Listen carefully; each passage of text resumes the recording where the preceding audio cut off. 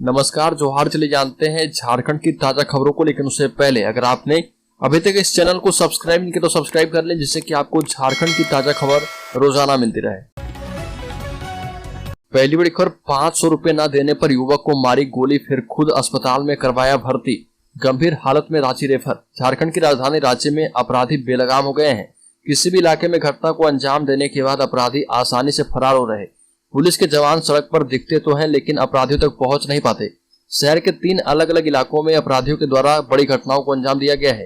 एक युवक की चाकू घोंपकर हत्या कर दी गई, वहीं दूसरे युवक को गला घोंटकर मार दिया गया। वहीं कोतवाली इलाके में मात्र 500 रुपए के लिए एक युवक को गोली मार दी गई। युवक को रिम्स में भर्ती भी करवाया गया, लेकिन उसकी हालत गंभीर है। बड़ी खबर, नए भवन में झारखंड हाईकोर्ट की कार्यवाही शुरू। चीफ जस्टिस ने कहा कि नो प्लास्टिक जोन बने, eco friendly campus. Jharkhand high court की धुरवा स्थित न्यू बिल्डिंग इको फ्रेंडली है, इसे इको फ्रेंडली ही रहने दे। कैंपस एवं बिल्डिंग के अंदर प्लास्टिक का उपयोग पूरी तरह से बंद है। इसके लिए आप लोग भी अपना सुझाव दें, कैसे प्लास्टिक का उपयोग बंद किया जाए। प्लास्टिक की बोतल में पीने के पानी का उपयोग नहीं हो। कैंपस को नो प्लास्टिक जोन बनाया जाना चाहिए। उक्त बातें झारखंड हाईकोर्ट के चीफ जस्टिस संजय कुमार मिश्र ने कही। झारखंड में लगातार प्लास्टिक के बढ़ते यूज के कारण फसलों में कैंसर जनित बीमारियां उत्पन्न हो रही है। बड़ी खबर, मॉडल जेल मैनुअल बनाने में अभी और लगेगा समय, हाईकोर्ट में बोली झारखंड सरकार। हाईकोर्ट के चीफ जस्टिस संजय कुमार मिश्र एवं झारखंड के जस्टिस आनंद सेन की खंडपीठ में मॉडल जेल मैनुअल बनाने के मामले पर सुनवाई हुई। सुनवाई के दौरान सरकार ने हाईकोर्ट से फिर से एक बार समय मांगा है। महाधिवक्ता ने कोर्ट को बताया कि मैनुअल पर काम किया जा रहा है, इसे पूरा करने में अभी और भी समय लगेगा। कोर्ट ने इस कथन को रिकॉर्ड में लेते हुए 4 सप्ताह के बाद अद्यतन जानकारी प्रस्तुत करने का निर्देश दिया। मामले में सुनवाई के लिए 24 जुलाई की तिथि निर्धारित की गई है। बड़ी खबर, 5 दिनों के बाद मिलेगी गर्मी से राहत, मानसून के लिए करना पड़ेगा अभी और इंतजार। पूरा राज्य भयानक गर्मी से तप रहा और दोपहर के वक्त ऐसा महसूस होता है कि जैसे सूरज आग उगल रहा। पारा चढ़ने से पूरा शहर प्रचंड गर्मी की गिरफ्त में है।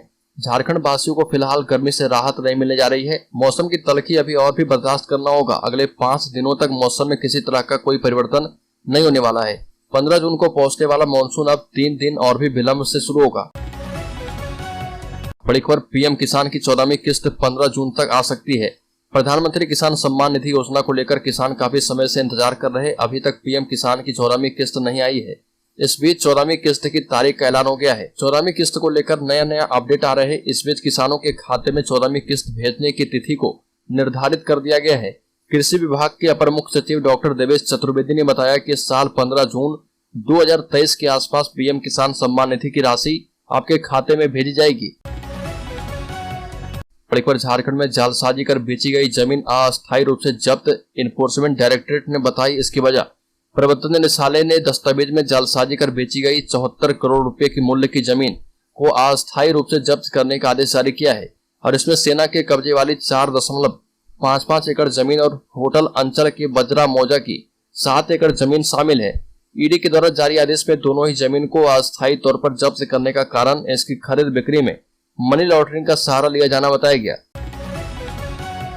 बड़ी खबर, वंदे भारत ट्रेन के ट्रायल रन में 23 मिनट पहले पहुंची रांची, लोगों में दिखा सेल्फी का क्रेज। पटना रांची वंदे भारत एक्सप्रेस का ट्रायल रन शुरू हो गया है और यह ट्रेन निर्धारित समय से 23 मिनट पहले यानी 12:37 में ही रेलवे स्टेशन पहुंच गई और वंदे भारत को देखने के लिए लोगों की भीड़ उमड़ पड़ी। ट्रेन की एक झलक पाने के लिए हर कोई बेताब दिख रहा था। सेल्फी लेने के लिए लोग उत्साहित थे। सभी ट्रेन के पास खड़े होकर तस्वीर ले रहे थे। बड़ी खबर, झारखंड में महंगी हो गई है बिजली, अगले महीने से बढ़े हुए टैरिफ पर आएगा बिल। झारखंड में बिजली 6.50% तक महंगी हो गई है। घरेलू उपभोक्ताओं के लिए बिजली की दरों में प्रति यूनिट 5 पैसे की वृद्धि कर दी गई है। मासिक फिक्स्ड रिचार्ज 25 रुपए प्रति माह तक महंगा हुआ है। बता दें कि झारखंड बिजली वितरण निगम लिमिटेड के लिए झारखंड राज्य विद्युत नियामक आयोग ने नई टैरिफ का ऐलान कर दिया है। नया टैरिफ 1 जून 2023 से ही प्रभावी है, लेकिन बढ़े हुए टैरिफ पर जुलाई से बिल आएगा। जीबीपीएनएल ने एजेंसियों को सॉफ्टवेयर अपडेट करने का निर्देश दिया है। बिजली कटौती के बीच बढ़ा हुआ टैरिफ उपभोक्ताओं पर महंगाई की दोहरी मार जैसा है, परेशानी हो रही है सो अलग। बड़ी खबर, गुमला में पीएलएफआई के 5 उग्रवादियों को 10-10 साल की सजा, 50-50 हजार रुपए का भरना होगा जुर्माना भी। गुमला थाना के वृंदा नायक टोली निवासी बिन्नता उरांव के परिजनों की हत्या करने के प्रयास करने वाले पीएलएफआई के 5 उग्रवादियों को एडीजे 4 अंजनी अनुज की कोर्ट ने 10-10 साल की सजा सुनाई है।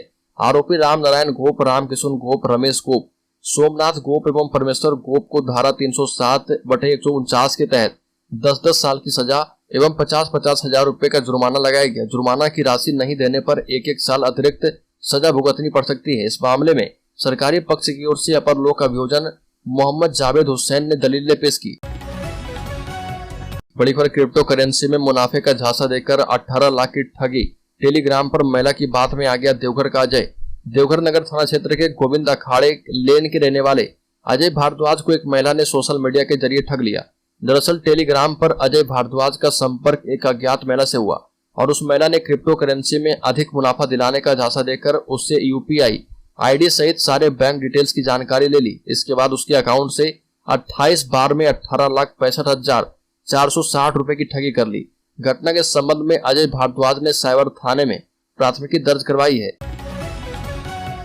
बड़ी खबर, पंकज मिश्रा की तबीयत फिर से बिगड़ी। दिल्ली के फोर्टिस अस्पताल में भर्ती। 1000 करोड़ की मनी लॉन्ड्रिंग से जुड़े मामले में आरोपी पंकज मिश्रा की बिरसा मुंडा केंद्रीय कारा कोटवार में अचानक तबीयत बिगड़ गई। तबीयत बिगड़ने के बाद उन्हें दिल्ली के फोर्टिस अस्पताल रेफर कर दिया गया है। अचानक तबीयत बिगड़ने बाद जेल अस्पताल ने आनन फानन में उन्हें दिल्ली भेजने के लिए रांची पुलिस से सुरक्षा मांगी। सुरक्षा मिलने के बाद उन्हें दिल्ली भेज दिया गया है। पैंक्रियाज में समस्या से पीड़ित होने के कारण पंकज की तबीयत काफी दिनों से खराब थी। गिरफ्तारी के बाद एनफोर्समेंट डायरेक्टरेट ने उन्हें रिमांड पर लिया था। रिमांड अवधि पूरी होने के पहले पंकज की तबीयत खराब हो गई थी। बड़ी खबर, झारखंड पहुंच गई है पूर्व सीएम वसुंधरा राजे। 3 दिनों तक कार्यकर्ताओं में भरेंगी जोश। बीजेपी ने मिशन 2024 को लेकर अपनी तैयारी शुरू कर दी है। लोकसभा चुनाव में विरोधियों को धूल चटाने के लिए बीजेपी एक्शन मोड में है और पार्टी के बड़े नेता लगातार राज्यों का दौरा कर कार्यकर्ताओं में जोश भरने की कोशिश कर रहे हैं। इसी कड़ी में राजस्थान की पूर्व मुख्यमंत्री और भाजपा की राष्ट्रीय उपाध्यक्ष वसुंधरा राजे 3 दिवसीय दौरे पर झारखंड पहुंचने वाली हैं। अगले 3 दिनों तक वसुंधरा राजे झारखंड में रहेंगी और विभिन्न जिलों का दौरा कर पार्टी के कार्यक्रमों में शामिल होंगी। देवघर, दुमका और गिरिडीह पर उनका विशेष फोकस होगा। इन जिलों में आयोजित कार्यक्रमों में शामिल होकर राजे मिशन 2024 के लिए कार्यकर्ताओं को गुरु मंत्र देंगी। बड़ी खबर, डीजीपी ने अधिकारियों के साथ की समीक्षा बैठक। डीजीपी अजय कुमार सिंह ने पुलिस के आला अधिकारियों के साथ समीक्षा बैठक की। इस बैठक में अधिकारियों को स्पष्ट कर दिया गया है कि किसी भी स्थिति में अवैध माइनिंग पर रोक लगाएं और झारखंड में बढ़ते मादक पदार्थों के बाजार को नियंत्रित करने की बात अधिकारियों से कही। इस बैठक में डीजीपी इस बात पर जोर देते हुए दिखाई दिए कि राज्य में साइबर अपराध जिस रफ्तार से बढ़ रहे, ऐसे में उन्हें रोकने की सख्त आवश्यकता है। इसके लिए डायल 1930 को मजबूत करने एवं उस पर आने वाले कॉल पर त्वरित कार्रवाई करते हुए निपटाने पर जोर दिया गया। बड़ी खबर, हर सप्ताह अधिकारियों के कार्यों की होगी समीक्षा। मीटर रिचार्ज नहीं कराया तो स्वतः बंद हो जाएगी स्मार्ट मीटर से बिजली आपूर्ति। ऊर्जा निगम के निदेशक मनीष कुमार ने कहा कि स्मार्ट मीटर को अगर उपभोक्ता रिचार्ज नहीं कराते हैं तो स्वतः ये स्मार्ट मीटर से बिजली आपूर्ति बंद हो जाएगी। प्रीपेड स्मार्ट मीटर में बैलेंस होना अनिवार्य है। उपभोक्ताओं से अपील की गई है कि अपने स्मार्ट मीटर को समय पर रिचार्ज करवाएं और निर्बाध बिजली आपूर्ति का लाभ उठाएं। निगम मुख्यालय में विगत माह उत्कृष्ट कार्य करने वाले क्षेत्रीय अधिकारियों को सम्मानित कर संबोधित कर रहे थे और ये कहा कि प्रत्येक सप्ताह अधिकारियों के कार्यों की समीक्षा मुख्यालय स्तर पर की जाएगी। बड़ी खबर, जयराम महतो का बड़ा ऐलान, कहा कि थोपा हुआ लीडर नहीं बनूंगा, जनता जहां से बोलेगी वहां से चुनाव लड़ूंगा।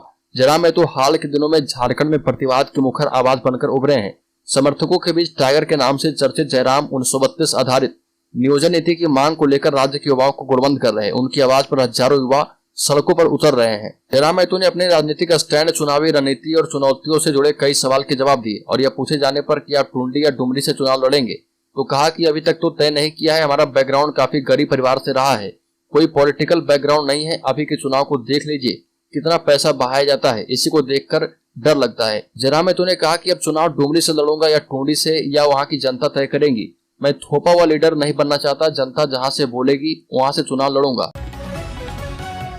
बड़ी खबर, राज्य स्तरीय समीक्षा बैठक बुलाई गई। 15 को विधि व्यवस्था, 16 को विभागों के विकास का सच जानेंगे मुख्यमंत्री। मुख्यमंत्री हेमंत सोरेन अरसे बाद राज्य की विधि व्यवस्था, अपराध से लेकर अवैध खनन की जमीनी हकीकत जानेंगे।